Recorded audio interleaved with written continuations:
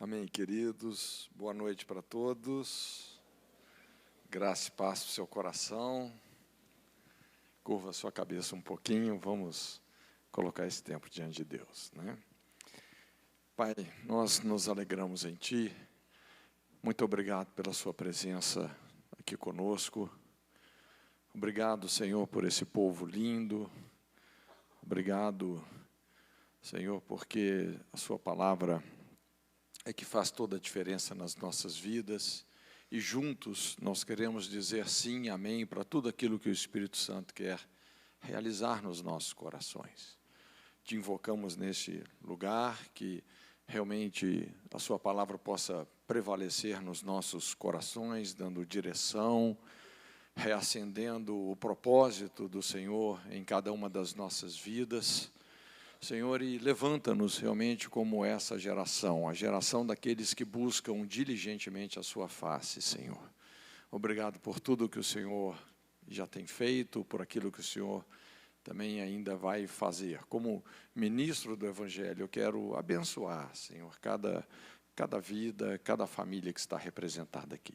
Em nome de Jesus. Amém. Amém. Glória a Deus. Se você quiser, você pode abrir comigo no Salmo 139, eu gosto muito desse Salmo, e eu gostaria de caminhar contigo aí nessa palavra, vamos andar sobre essas águas, né? Salmo 139, vamos ler aqui do 1 ao 16. Senhor, Tu me sondas e me conheces. Sabes quando me assento e quando me levanto.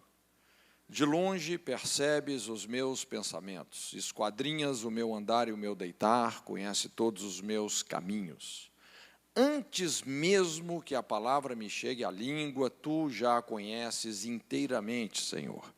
Tu me cercas por trás e pela frente, pões a Tua mão sobre mim. Tal conhecimento é maravilhoso demais e está além do meu alcance, é tão elevado que não o posso atingir. Para onde poderia eu escapar do Teu Espírito? Para onde poderia fugir da Sua presença? Se eu subir aos céus, lá estás. Se eu fizer a minha cama na sepultura, também lá estás. Se eu subir com as asas da alvorada e morar na extremidade do mar, mesmo ali a Tua mão direita me guiará e me susterá. Mesmo que eu dissesse que as trevas me encobrirão e que a luz se tornará noite ao meu redor, verei que nem as trevas me encobrirão e que a luz se tornará noite ao meu redor. Verei que nem as trevas são escuras para Ti. A noite brilhará como o dia, pois para Ti as trevas e a luz são a mesma coisa. Tu criastes o íntimo do meu ser e me tecestes no ventre de minha mãe. Eu Te louvo porque me fizeste de modo especial e admirável. Tuas obras são maravilhosas. Disso tenho plena certeza. Meus ossos não estavam escondidos de Ti, quando em secreto fui formado e entretecido como nas profundezas da terra. Os Teus olhos me viram, o meu embrião, todos os dias determinados para mim foram escritos no Teu livro, antes de qualquer deles existir. Como são preciosos para mim os Teus pensamentos, ó Deus, como é grande a soma deles. Deixa eu ler aqui com você também, só um versículo que eu gostaria de cruzar com esse texto. Apocalipse 20, versículos 11 e 12. E vi um grande trono branco, e o que estava assentado sobre ele, de cuja presença fugiu a terra e o céu, e não se achou lugar para eles. E vi os mortos, grandes e pequenos, que estavam diante do trono, e abriram-se os livros, e abriu-se outro livro, que é o da vida, e os mortos foram julgados pelas coisas que estavam escritas nos livros, segundo as suas obras. Só voltando aqui no verso 16, do Salmo 139, os teus olhos me viram a substância ainda informe, e no teu livro foram escritos os meus dias, cada um deles escrito e determinado, quando nenhum deles havia ainda. Eu gostaria de deixar com você uma palavra de encorajamento. Quero te encorajar hoje à noite. Quando a gente olha essa descrição que Davi está fazendo, eu penso que ele estava num dos seus momentos de maior angústia, de maior aflição. Foi talvez uma das piores fases da vida de Davi, e principalmente é muito claro nesse texto como ele se encontrava perdido, pensando assim numa maneira de escapar, escapar de tudo, escapar da vida, escapar de Deus. A gente pode resumir tudo isso dizendo que ele estava numa das maiores crises existenciais da sua vida. E, de certa forma, eu acredito que muitos de nós passamos por crises assim, nos deparamos com frustrações profundas na vida e tentamos, de alguma forma, algumas rotas de escape. Talvez a nossa crise não seja tão intensa como foi a crise de Davi, não é? O que dá a entender que isso está muito no contexto quando Davi se envolveu naquele adultério com Betseba, e quando a gente vai pensando nos desdobramentos de tudo que foi acontecendo, Davi realmente, internamente falando, ele ficou numa situação horrível. Ele havia traído um dos seus amigos mais íntimos, que era Urias, e acabou que Betseba se engravidou desse adultério. Ele tentou de todas as formas disfarçar essa situação, encobrir o seu pecado, e isso resultou realmente em algo trágico quando ele friamente maquina o assassinato de Urias. Eu não consigo fazer ideia do que é ter nas mãos o sangue de uma pessoa que dava a vida por você. Mas eu não sei se você consegue imaginar realmente a dor, a angústia, o desespero de Davi, esse beco sem saída, essa sinuca de bico que realmente ele se encontrava. Uma das suas piores crises, uma crise existencial, estava nas trincheiras do desespero. E então ele começa, o que eu acho muito incrível nos Salmos, porque grande parte dos Salmos que Davi escreveu, na verdade, o contexto foi esse. Porque desde esse adultério até a rebelião de Absalão, quer dizer, foram em torno de 11 anos, até que esse negócio realmente fosse consertado, que a correção de Deus viesse sobre a sua vida. Então, foram muitos anos de angústia, e se você observar, teve uma fase que realmente Davi, ele estava perdendo tudo. Inclusive, durante a rebelião de Absalão, ele precisou de sair a pé, descalço, com os poucos homens que restaram para ele.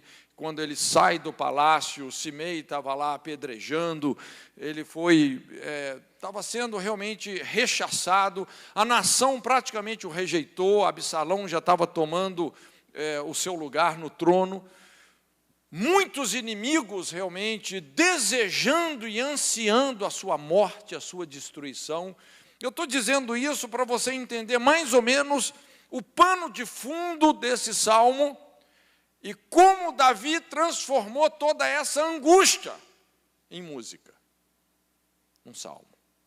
É isso que às vezes me encanta na atitude de Davi, um homem que se alimentava das suas lágrimas, né? Um homem que aprendeu a transformar os seus sofrimentos em alimento e muitas vezes dar a volta por cima. Foi um caminho muito doloroso, mas ele realmente deu a volta por cima. E então ele começa a descrever esse salmo. E no verso 1 ele fala assim: Senhor, tu me sondas e me conheces. Tu me sondas e me conheces. Essa palavra sondar no original tem muito esse sentido de você desvirar a face oculta, de você ver aquele lado que ninguém consegue ver. Quando você olha para essa caixa de som, você pode dar uma olhada aqui, você vê todos os lados, mas tem um lado que está para o chão que você não consegue ver, por mais que você rodeie ela.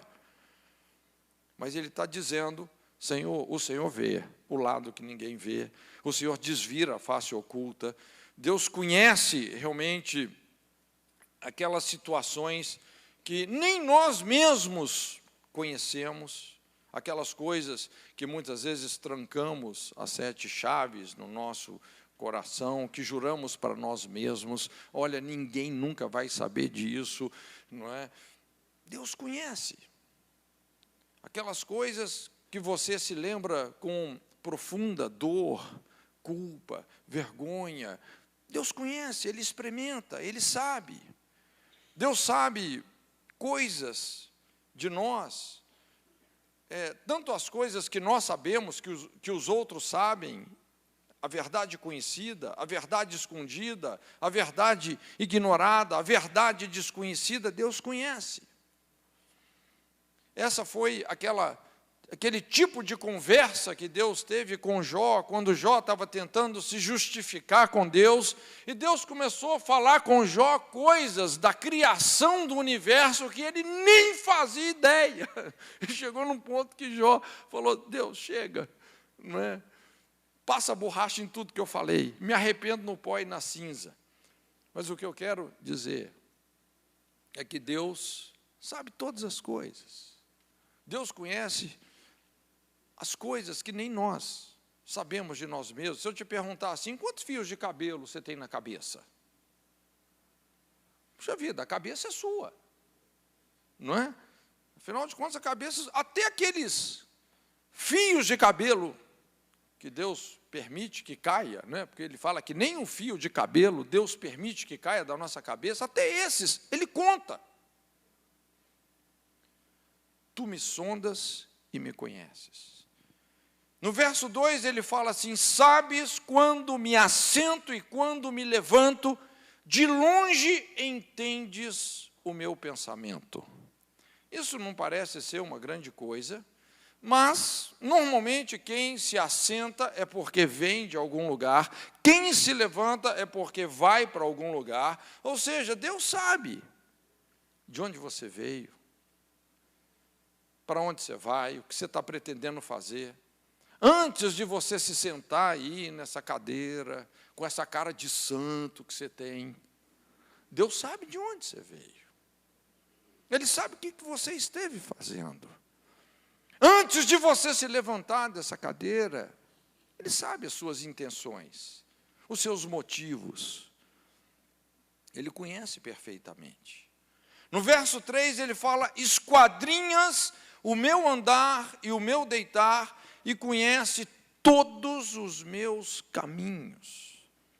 Essa palavra aqui, esquadrinhas, é como se Deus tivesse literalmente um gráfico da nossa vida, do nosso comportamento, uma maneira precisa de medir, de avaliar as nossas ações, as nossas reações.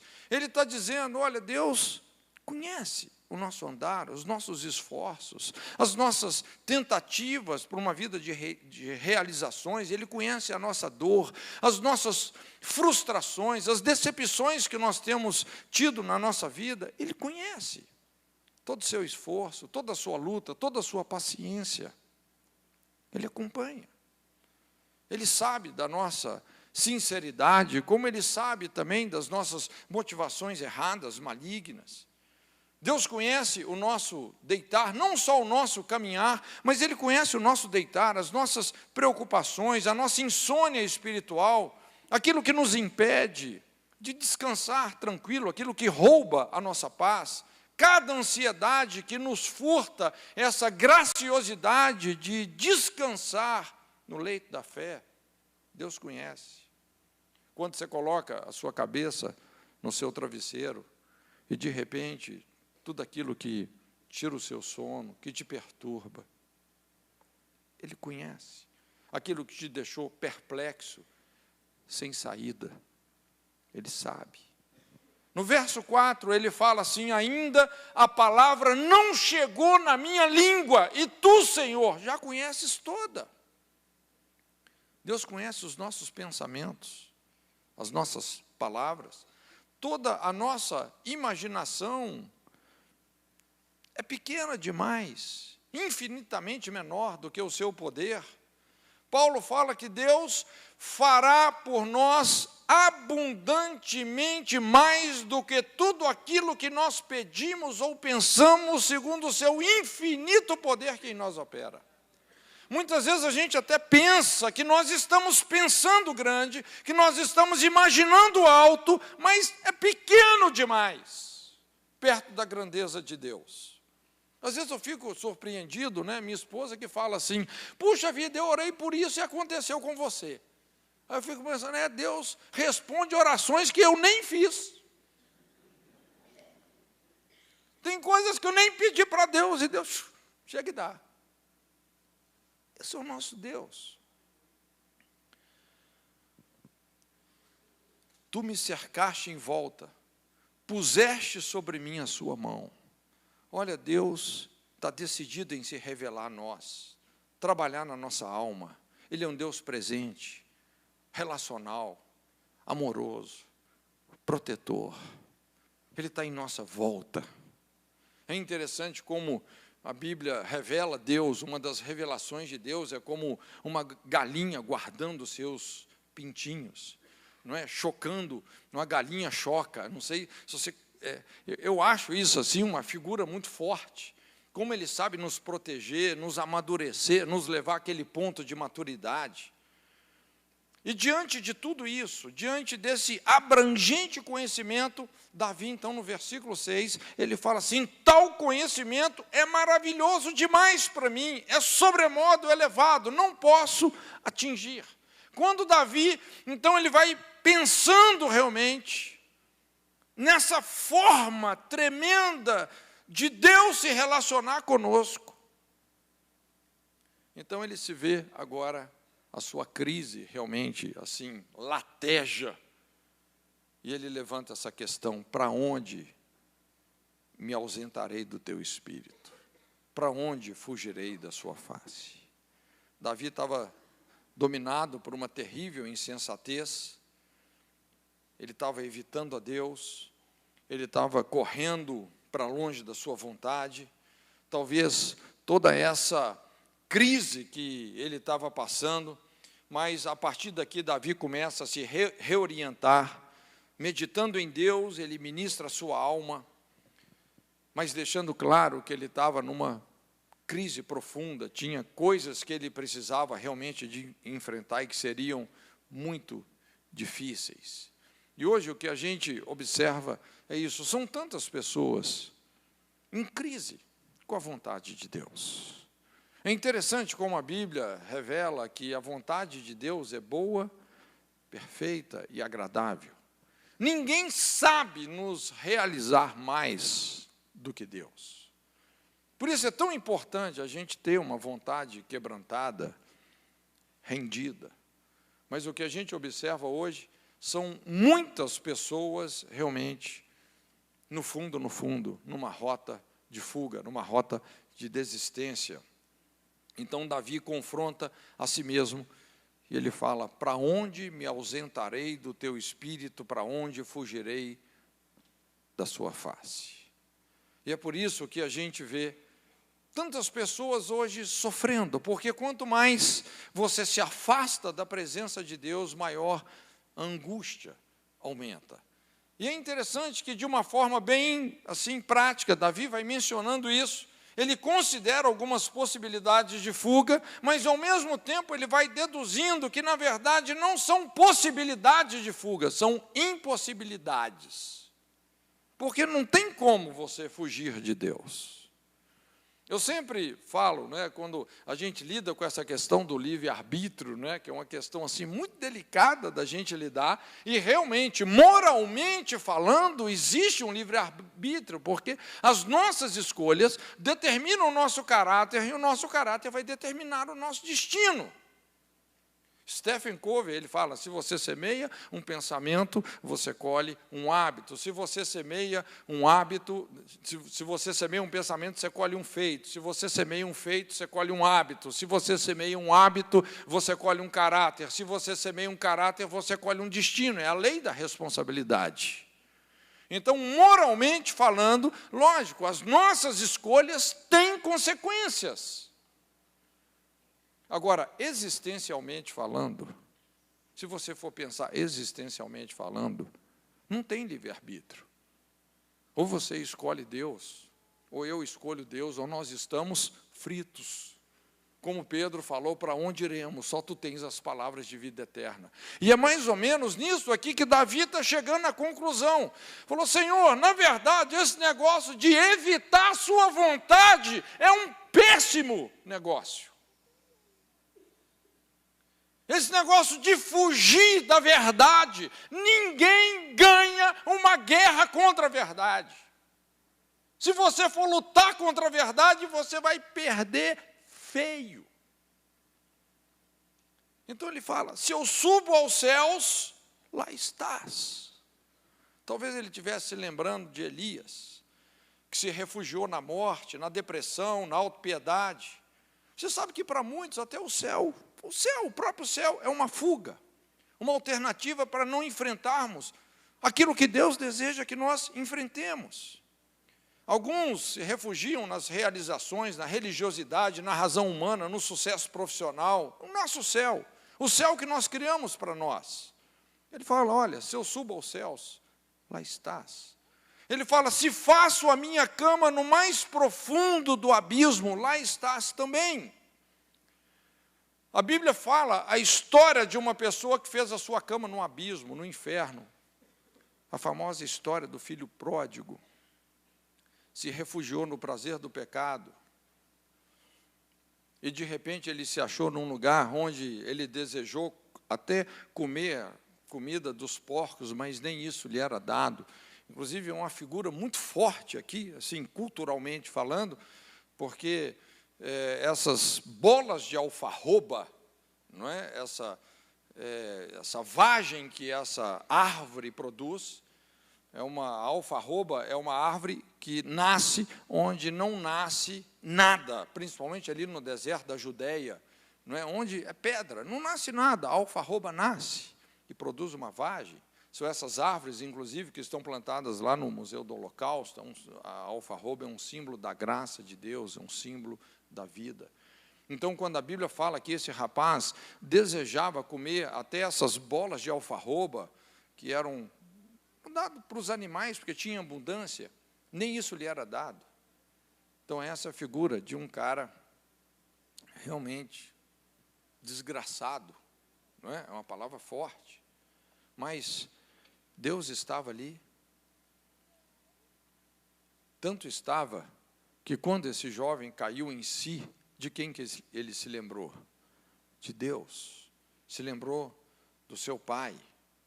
Se faço a minha cama no mais profundo do abismo, lá estás também.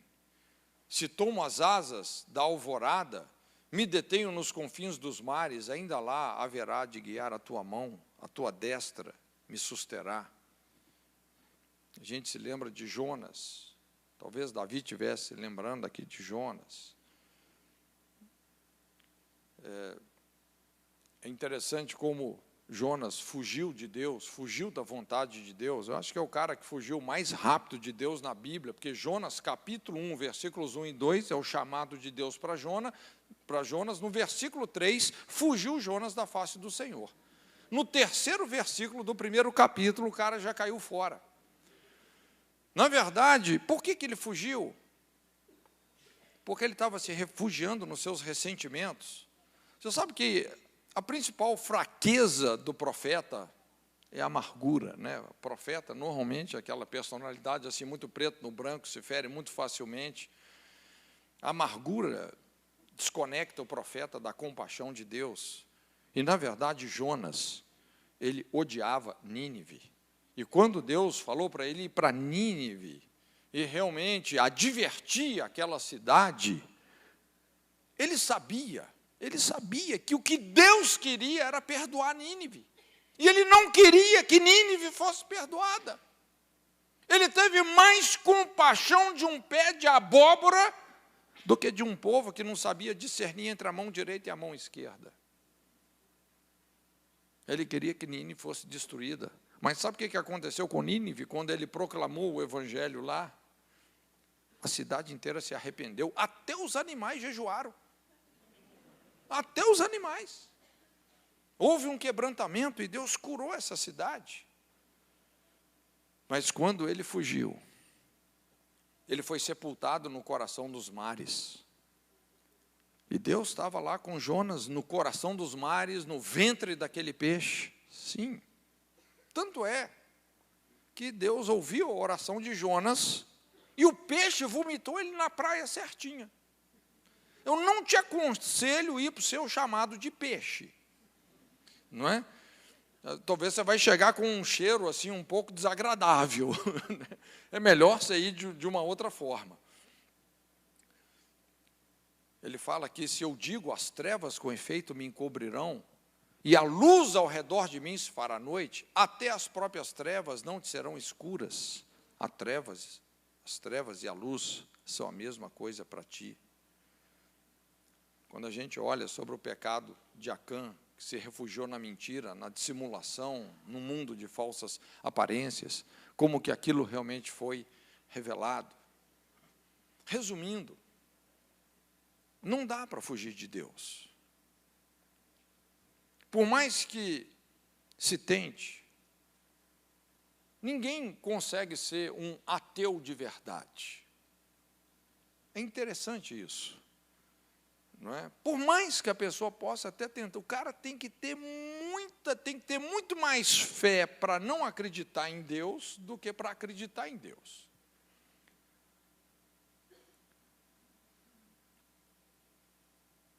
Deus nos conhece desde a nossa concepção.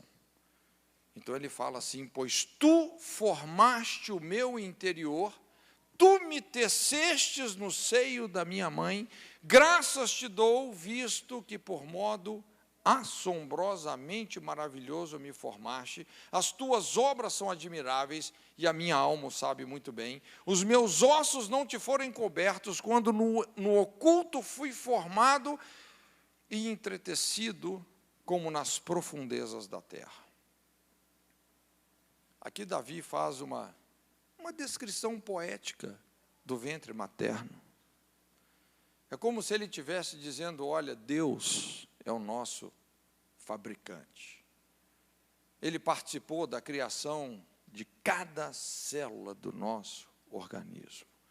Ele nos criou minuciosamente, nos fez com sensibilidade, com carinho, nos formou com a ternura de uma mãe. Essa palavra aqui, entreteceu, indica, no literal, a figura de uma mãe tecendo e bordando a roupinha do bebê que vai nascer. Foi assim que ele nos formou no ventre materno.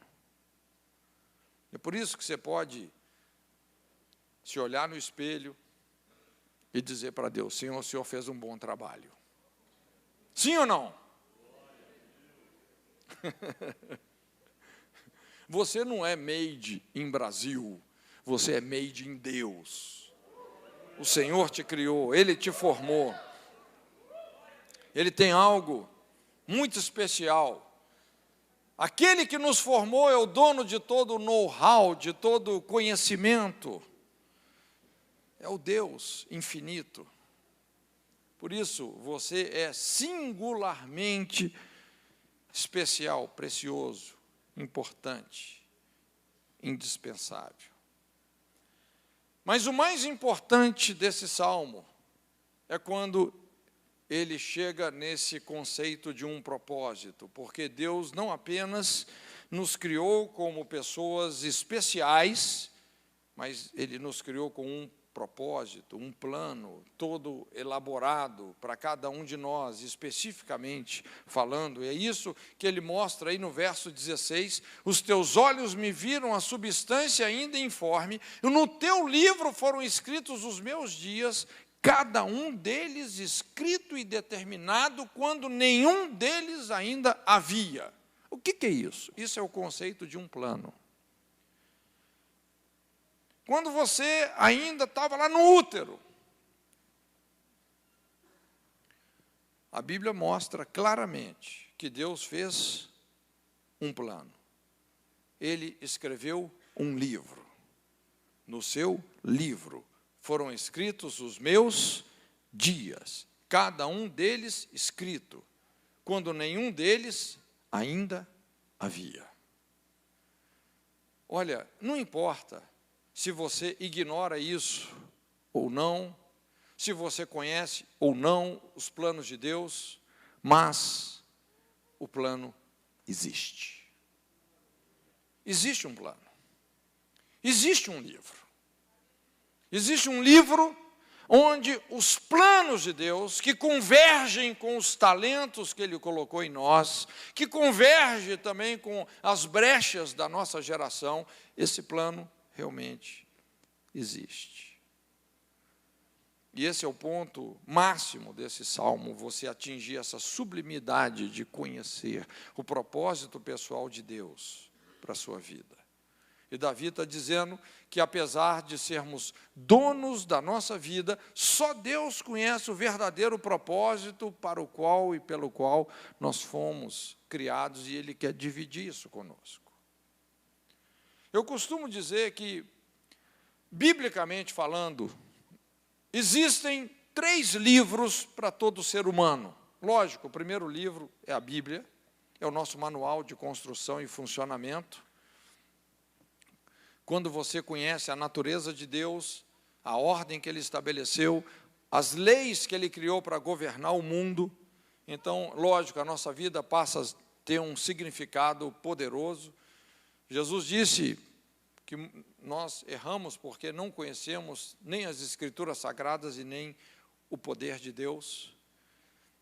Hoje de manhã a gente estava falando um pouco sobre paternidade, e é interessante como Deus estava responsabilizando aquela geração que Ele fez uma aliança, e Ele responsabilizou dizendo: olha, coloco diante de vós a bênção e a maldição, a vida e a morte. Deus está dizendo, existe uma ordem, não é? Existe uma forma de nós funcionarmos. Esse mundo é regido por leis, e quando você discerne essas leis e obedece, você vai viver. Mas a escolha é nossa, não é? Lógico, chega um momento que um pai, ele não tem mais domínio sobre o filho, porque esse filho está crescendo. Então, tudo que ele pode fazer é responsabilizá-lo. Olha, se você escolhe um caminho de honra, você vai ter esse destino. Se você escolhe um caminho de desonra, você vai ter esse destino. Então, é aquela conversa corajosa que muitas vezes um pai tem que ter com um filho, dizendo: olha, meu filho, eu não posso te impedir de você fazer as coisas, nem certas, nem erradas, eu não tenho como controlar mais a sua vida. Então, coloco diante de vós a bênção e a maldição, a vida e a morte. A escolha é nossa. Quando nós nos desalinhamos dos princípios e das leis espirituais, nós começamos a comprometer fatalmente a nossa eternidade. Mas nós temos as Escrituras. E Jesus disse: examinai as Escrituras Sagradas. Leia com cuidado as Escrituras Sagradas, porque cuidais ter nelas a vida eterna. Vida eterna não é só quantidade de vida, é qualidade de vida, não é uma coisa utópica para um futuro na eternidade, não, é para aqui. Nosso relacionamento com a palavra de Deus. O segundo livro é o livro dos planos de Deus. E é o que Davi está dizendo aí nesse salmo: os teus olhos me viram a substância ainda informe, e no seu livro foram escritos os meus dias, cada um deles escrito e determinado quando nenhum deles havia ainda. Deus tem uma razão perfeita para a nossa existência. O nosso senso de destino está aqui nessas profecias que estão nos lábios de Deus. Eu creio que Deus colocou dentro de cada um de nós um senso de destino, principalmente vocacionalmente falando. Eu não acredito, pessoalmente, eu não acredito numa predestinação para a salvação, porque a vontade de Deus é que todos se salvem, é que ninguém se perca, não é? Mas vocacionalmente eu acredito numa predestinação. Os que Dantes conheceu, os predestinou. Existe realmente um plano de boas obras que de antemão Deus preparou para que andássemos nelas. Nós temos uma identidade vocacional. Os dons já estão dentro de nós. É muito importante a gente realmente descobrir isso. O propósito de Deus para as nossas vidas. E sem uma visão objetiva dos propósitos de Deus, nós acabamos nos corrompendo. Sem visão, o povo corrompe. É muito importante essa revelação dos planos de Deus das nossas vidas. Entendermos de fato o que Ele tem para cada um de nós. E aqui, muitas vezes, nós vamos entrar num campo da experiência, porque Deus é experimental. Deus é essencialmente falando relacional. Eu me lembro quando, e eu gosto desse texto, quando a Bíblia fala assim, que os jovens terão visões, os filhos e as filhas profetizarão, essa geração profética que Joel fala. A Bíblia não fala os velhos terão visões, os velhos vão sonhar sonhos, não é? Mas quem vai ter visão são os jovens. Eu pessoalmente acredito que, principalmente na nossa juventude, Deus vai ativar esse senso de destino. Deus vai ativar uma visão. Ele vai revelar para cada um de nós o seu propósito. E nós temos que estar abertos para isso. Eu me converti aos 20 anos de idade. E a minha história, assim, acho que foi uma história, num certo sentido, um pouco incomum, mas eu me lembro que, pouco tempo depois que eu me converti, eu tive, assim, uma experiência, assim, arrebatadora. Honestamente, poucas vezes na minha vida eu tive, assim, experiências sobrenaturais. Poucas vezes. Uma visão, uma revelação de Deus, uma coisa, assim, sobrenatural. Mas esse dia foi uma experiência, assim. Eu lembro, eu cheguei da aula, acho que nesse dia só tive 2 aulas, então eu cheguei. E eu acordava muito cedo, gostava de acordar assim, 5 horas da manhã, ter meu tempo com Deus, depois ia para a faculdade. E quando eu cheguei, então fui dormir. Falei, vou descansar um pouco, até o horário do almoço. E sabe quando você tem assim um sono profundo? E eu tive um sono profundo. E nesse sono profundo, eu comecei a sonhar que eu estava tendo uma visão. E, na verdade, eu estava tendo uma visão. Eu lembro que eu olhei para o céu e eu vi uma pomba. E, de repente, essa pomba começou a vir na minha direção. E eu pensei assim, puxa vida, ela vai me tocar. Não é? E eu fiquei assim, numa uma certa apreensão. Mas eu me lembro que quando essa pomba veio e me tocou, eu fiquei estarrecido pelo poder de Deus. Eu nunca tinha sentido uma coisa como essa. Eu me lembro que eu acordei, mas acordado, eu não conseguia nem me mexer direito, porque o meu corpo todo estava sendo cortado por ondas do poder e do amor de Deus. Era um negócio extasiante, eu não consigo te explicar direito. Foi um batismo, um negócio tão violento, que eu me lembro que depois disso, isso foi assim um divisor de águas na minha vida. Eu pregava o evangelho até para poste. Rapaz, não escapava ninguém. Eu só sabia falar do amor de Deus. Eu não conseguia mais pecar.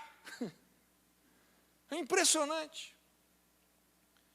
E eu me lembro que, um tempo depois, eu tive uma outra experiência. Foi também assim uma visão em sonhos. E eu vi nos céus uma espada. E aquilo me inquietou. Eu entendi assim, puxa vida, será que isso é um chamado de Deus? Mas eu guardei aquilo no meu coração. E quando eu me lembro, estava me formando na faculdade, e teve a possibilidade realmente de eu me envolver com missões. Então eu tirei alguns dias para orar, para jejuar. E estava orando, buscando a Deus. E sabe quando Deus vem, assim, vem aquela visitação? E Deus falou nitidamente no meu espírito. Não foi uma experiência assim, sobrenatural, mas quando a voz de Deus vem, você tem muita paz. E Deus falou comigo assim, olha, Cote, se você quiser ser um engenheiro, eu vou te abençoar. Você pode ser. Mas eu estou te chamando para você trabalhar com missões. E se você quiser ser um missionário, eu tenho algo muito especial para você. Eu sempre gostei muito de engenharia. E não é que você não possa ser um engenheiro servindo a Deus, lógico, não é? Toda profissão tem um caráter sacerdotal. Não é, biblicamente falando, não tem esse negócio de sagrado e secular em relação à profissão. Toda profissão, quando exercida para a glória de Deus, é sagrada. Mas foi a minha experiência. Deus estava me chamando assim para ter uma dedicação de tempo integral, realmente, só na obra missionária. E, realmente, depois que você faz todo um curso de engenharia e etc., e você fala assim, desistir de tudo, já estava com uma proposta de emprego na época, na Mendes Júnior Internacional e tal. Mas foi a decisão mais fácil que eu já tive que fazer na minha vida, por incrível que pareça. Foi pegar o diploma e pôr na churrasqueira. Foi fácil. Você fala assim, não, deve ter sido difícil você renunciar à sua profissão. Não, foi fácil. E aquilo realmente, assim, lógico, veio um processo, não é? Porque vida missionária tem um percurso aí onde, sei lá, Deus trabalha realmente na nossa vida. Mas aquilo foi um divisor de águas na minha vida, quando eu sabia que Deus estava me chamando para ser um pregador. Os planos de Deus. Eu não sei como Deus tem te revelado isso, mas se você tem o interesse de obedecer, você pode ter certeza que Deus vai falar de uma forma muito inteligível com você. Existe um livro para você. Os desígnios de Deus. Esse livro está escrito. Você pode até ignorá-lo, mas ele está escrito. E a Bíblia fala de um terceiro livro, que é o livro das nossas obras, que é o que está aí em Apocalipse 20, versículos 11 e 12. E vi um grande trono branco, o que estava sentado sobre ele, de cuja presença fugiu a terra e o céu. É difícil a gente até imaginar uma coisa dessa. Imagina nesse dia, esse dia final, um grande trono branco, e a presença de Deus era algo assim tão, sei lá, indescritível, que a Bíblia fala de cuja presença fugiu a terra e o céu. E ele fala assim, viu os mortos, grandes e pequenos, que estavam diante do trono, abriram-se os livros, abriu-se outro livro, que é o da vida. E os mortos foram julgados pelas coisas que estavam escritas nos livros segundo as suas obras. O que é o livro da vida? É o livro das nossas obras. É o que você viveu.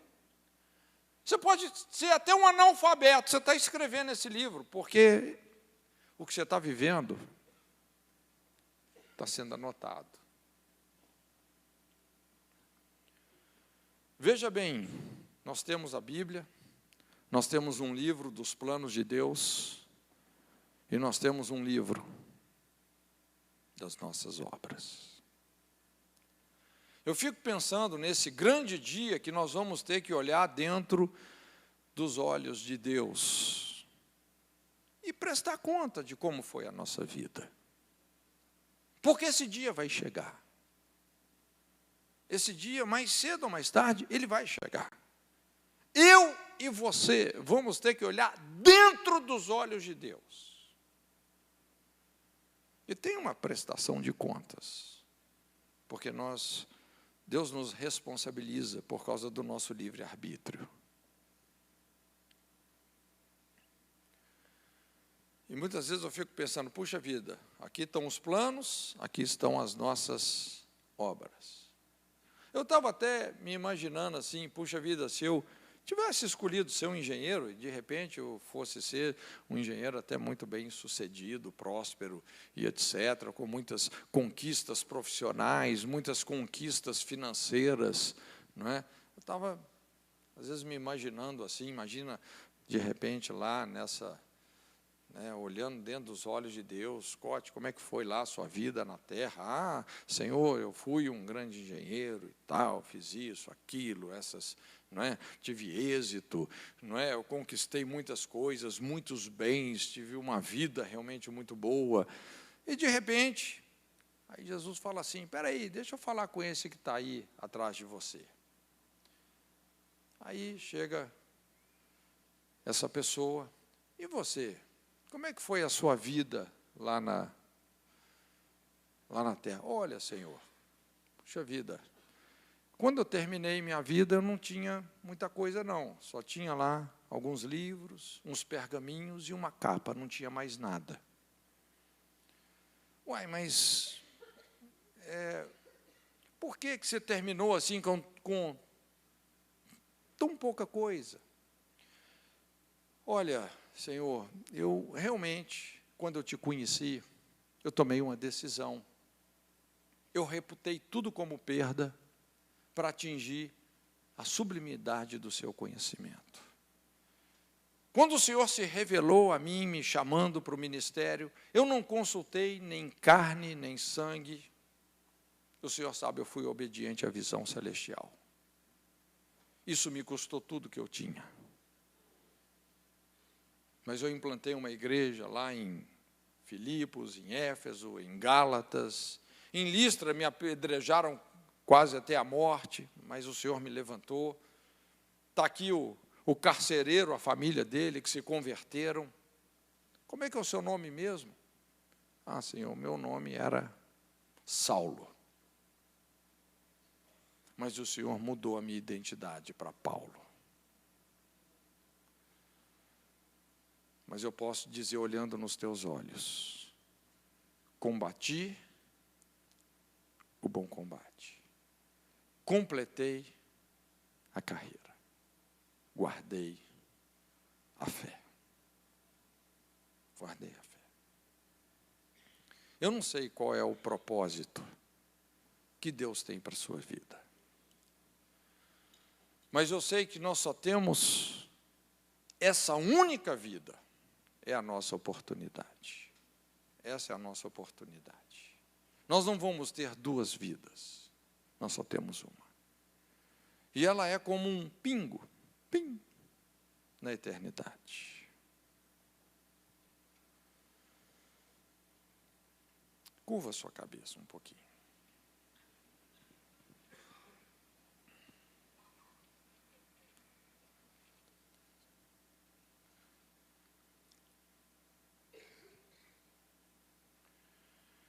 Eu acredito que é muito importante a gente ter momentos que nós podemos refletir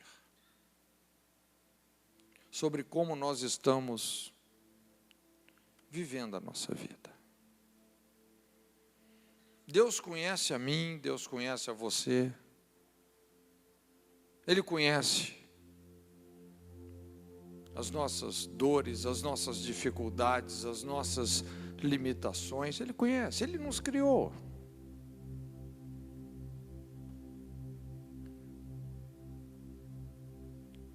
Mas o mais importante é que Ele tem um plano muito especial. Talvez hoje você se veja assim numa crise como Davi estava, tentando se desconectar da vontade de Deus, tentando fugir da presença de Deus.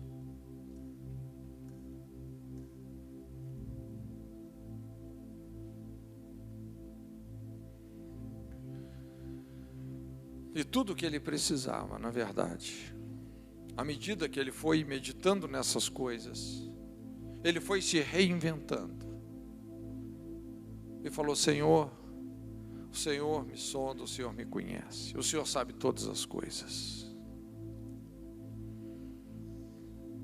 O Senhor sabe o que eu fiz, o que eu estou pretendendo fazer. E o Senhor tem o melhor para mim. E ele se rende. Ele simplesmente se rende.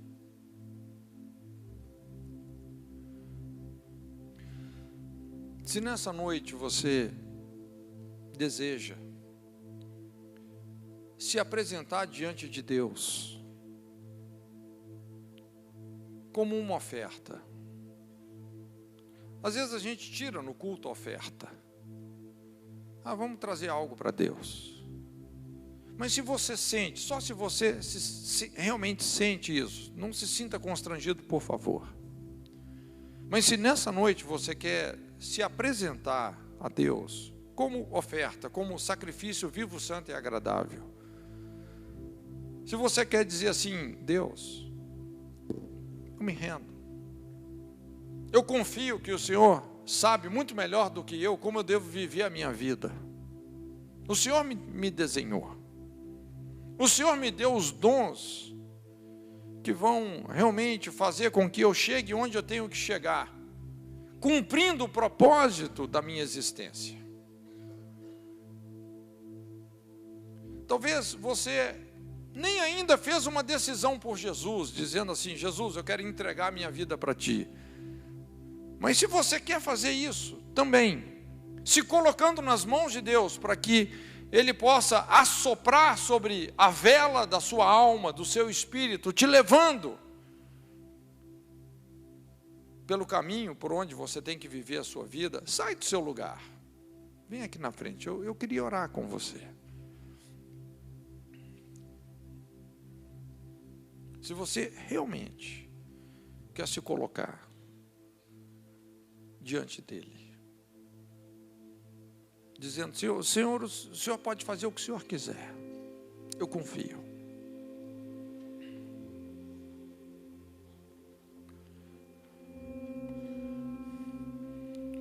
E eu sei que naquele dia, que eu e você vamos olhar nos olhos de Deus, eu já sei o que você vai ouvir: servo bom e fiel. Sobre o pouco foste fiel, sobre o muito te colocarei. Entra na alegria do seu Senhor.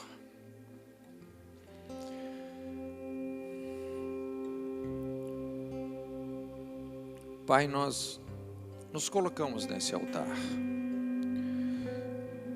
Obrigado, Senhor, pela rendição de cada uma dessas pessoas que se curvam diante de Ti. Nós queremos concordar aqui na terra para que seja concordado nos céus. Nós ligamos esse altar aqui na terra para que ele seja ligado nos céus. Eu oro que o seu fogo venha sobre esse altar. O seu fogo venha, a sua presença venha, a capacitação sobrenatural de Deus, a capacitação natural de Deus venha sobre esse altar. O seu fogo recebe esses corações rendidos, recebe a disposição de cada um desses jovens que estão aqui. Abre a visão deles. O Senhor disse: nos últimos dias, diz Deus, derramarei do meu espírito sobre toda a carne. Os jovens terão visões. Que venha uma visão clara, que venha um projeto de vida se revelando, se desenrolando nitidamente. Senhor, que essas pessoas possam chegar onde elas precisam de chegar em Ti. Que o Senhor coloque asas nos seus pés, que elas sejam rompedoras de fronteiras, que elas possam experimentar tudo aquilo que o Senhor tem para cada uma delas, no nome de Jesus. Que o Senhor assopre sobre o dom, o talento, revele para elas qual brecha elas devem tapar nessa geração, um discernimento profundo das brechas da nossa geração. Eu oro por um batismo de compaixão, que a sua compaixão venha sobre esses corações, guiando cada uma dessas vidas plenamente em relação a toda a sua vontade.